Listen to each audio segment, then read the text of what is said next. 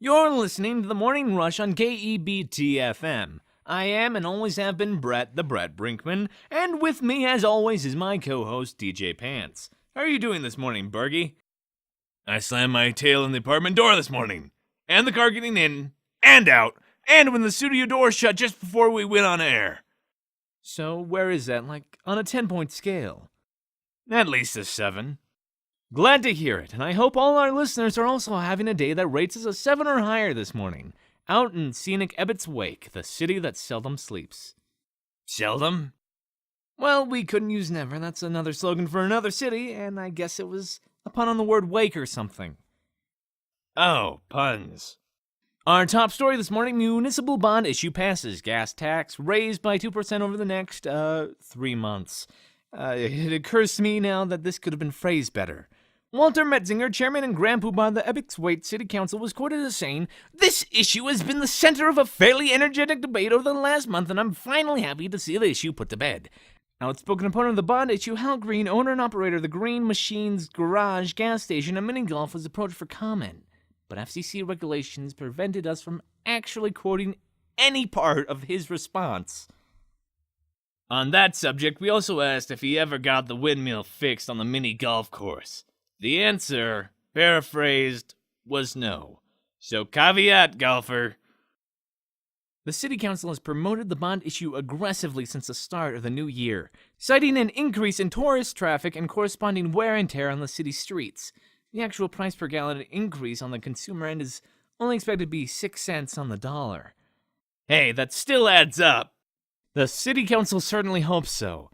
In other news, All Fine Labs issued a report earlier this morning. It says here that the remote sensor detected a massive power surge from the Hotland Core power plant under Mount Ebott. It is not clear at this time what caused the surge, although Dr. Alphys is quoted as saying, "I wouldn't be surprised if the core was just giving out. The thing was built out of tin cans and circuit boards from first-generation game consoles." Dr. Alphys went on to reassure that the core plant is in emergency power mode, and even if a catastrophic failure were to occur, it would not endanger the town or agitate the dormant volcano under the mountain. That is oddly specific. Moving on to coming events. Later today, the Ebott's Wake Memorial Highway is being dedicated with a ribbon-cutting ceremony. Tomorrow, Das Boot Shop is holding their grand reopening party. Saturday, the Ebott's Wake Auditorium is hosting Shiren's concert, featuring her new hit single, "You Can't Dodge My Feelings Forever." If you don't have your ticket yet, you had better act fast because the venue is expected to sold out. Sorry, ladies and some gentlemen, Metaton won't be there. He's still in California. Thank you, God! Speaking of holy days of rest, Sunday's Epic Weight Swap Meet, and I have a paper here from our legal department that is reminding me to remind you that the operative word is swap, as in trade, not SWAT as in SWAT. Let's not have a repeat of last time, folks. I never saw an antiques table get raided by police before. You shouldn't have in the first place. This coming Monday is the start of Epic Weight's library book sale. It'll run from Monday through next Saturday, with all books on Friday being half off, and Saturday is $1 a sack day. Get as many books for $1 as you can fit in a plastic grocery sack. The president of the library board has asked us to remind people that this is Banned Book Week, a promotional awareness event on the subject of censorship in not only literature, but all media. The vice president has asked us to read a statement directed to whoever instigated the torches and pitchforks flash mob last year during Banned Book Week. The statement reads as follows. Ahem. I know who you are. Now start running. Statement ends. Well, that wasn't ominous at all. Are we accessories after the fact now? I hope not, Bergie, but I guess we'll just have to wait and see. On Tuesday, the Garden Club is hosting an open-air event featuring transplanted echo flowers from Waterfall, including a lecture on magic botany. Earplugs will be provided upon request. The irony of handing out earplugs at an event with a lecture should be funny, but I don't know, it just makes me sad for some reason. Well, maybe this next item will turn that frown upside down. Wednesday is the annual pancake supper by the Knights on the Road Who Say Knee mission. It's $6 a plate, $3 for kids 12 and under. All proceeds this year go to the Dalton Trust Cancer Research Foundation. And remember, these are big pancakes. Like, not quite medium-sized pizza, but close. And you get 3 of them, plus a sausage patty. That's a really good buy for $6, so that's a good reason on its own. Oh, and, because cancer is bad. Truer words have never been spoken, although more elegant words happen all the time. And it's a good thing this is Radio Bergie. And finally, this time next week, the bulletin board at the Dank Meme House is being replaced. They'll be selling shirts commemorating the event, and they're expected to go fast, so get there early. Just remember that they're legally prohibited from selling alcohol until after 6 p.m. And that takes us to the break. We'll leave you with Tupperware Remix Party's Rock and Roll Best Friends. And then we'll be back with the Morning Russian traffic report. Sorry to interrupt, Bergie, but I just got handed an urgent bulletin. The trees in the Ebott Waite's Arboretum have... Seriously? All right. The trees in the Ebott Waite Arboretum have gone on strike somehow. They have picket signs in there marching in a circle. I have no idea how that can possibly work. You've clearly never played Don't Starve. Look, I told you I don't like sandbox games, and this is not a time to debate genre favorites, all right? The Arboretum management... Oh, okay, this explains it. The Arboretum management have asked all prospective visitors to refrain from coming by until after school lets out for lunch, when Frisk can come by and pick up Flowey the flower. Oh, now it all fits together. Yeah, I was thinking that. How are we coming on getting Don't Trust the Flower as the next town slogan? Not fast enough, clearly. Yeah, well, time for a word from our sponsors and station ID. Keep it tuned here for more Morning Rush.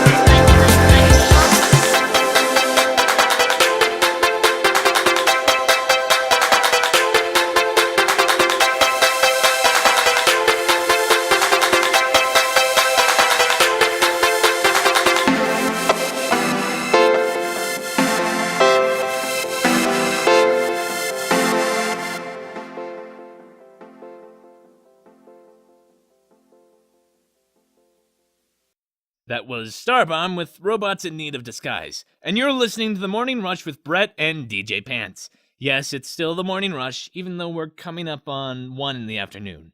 Why? Because the Earth is round and that's what causes time zones. Speaking of time zones, Brett, what's your opinion on daylight savings time?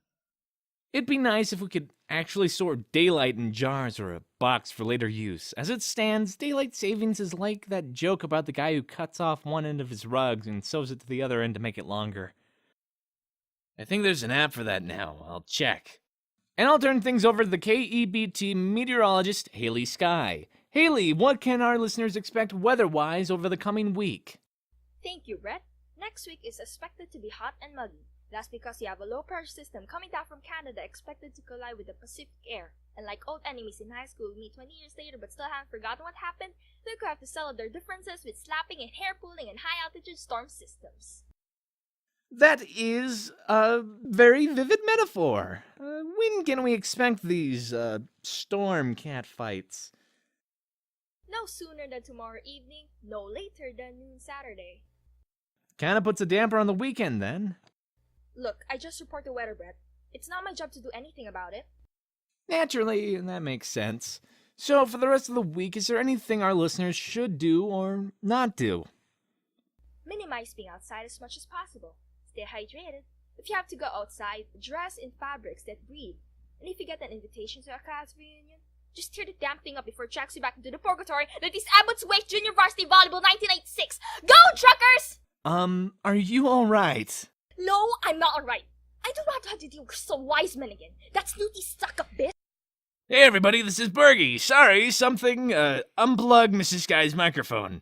Brent is going to get her a cup of tea and possibly place the lie down for a few minutes. So I'm gonna throw open the phone lines to callers.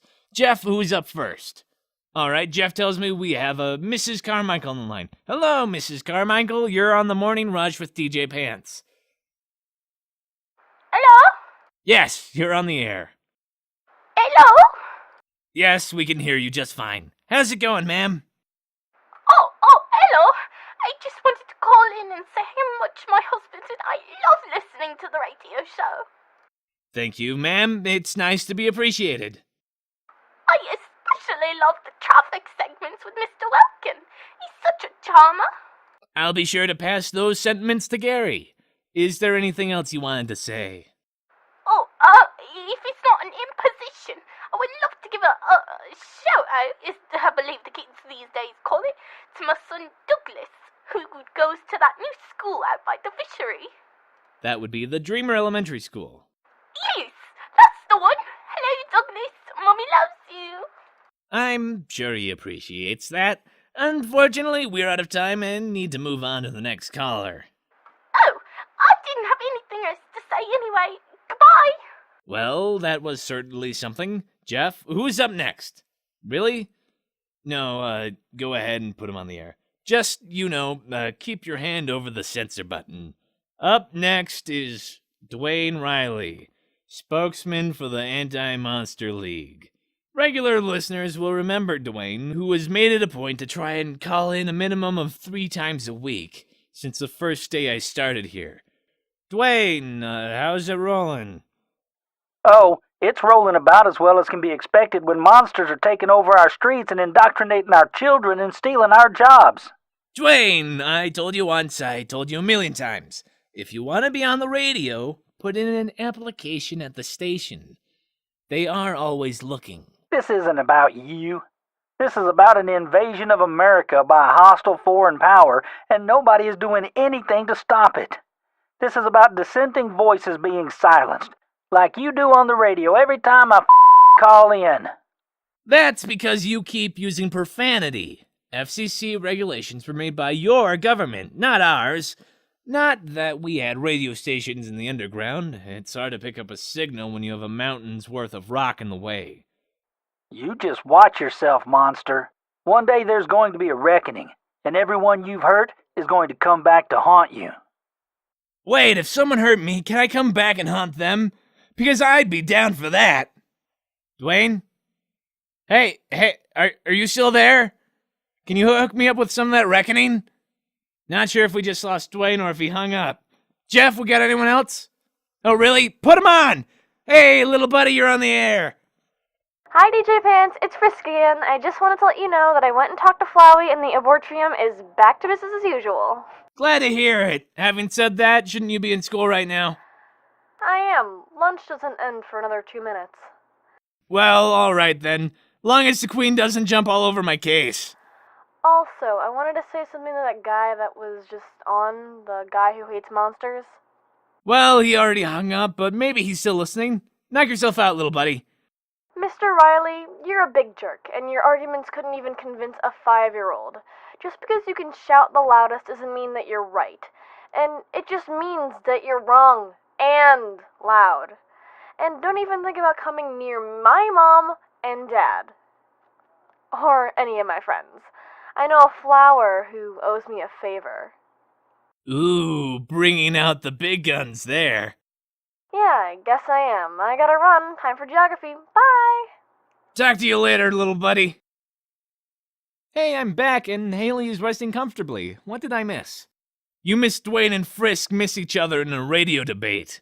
I would actually pay money to see Frisk and Mr. Riley formally debate in a public venue. I doubt it would stay formal for very long. What? Say again, Jeff? We have one more caller, Brett.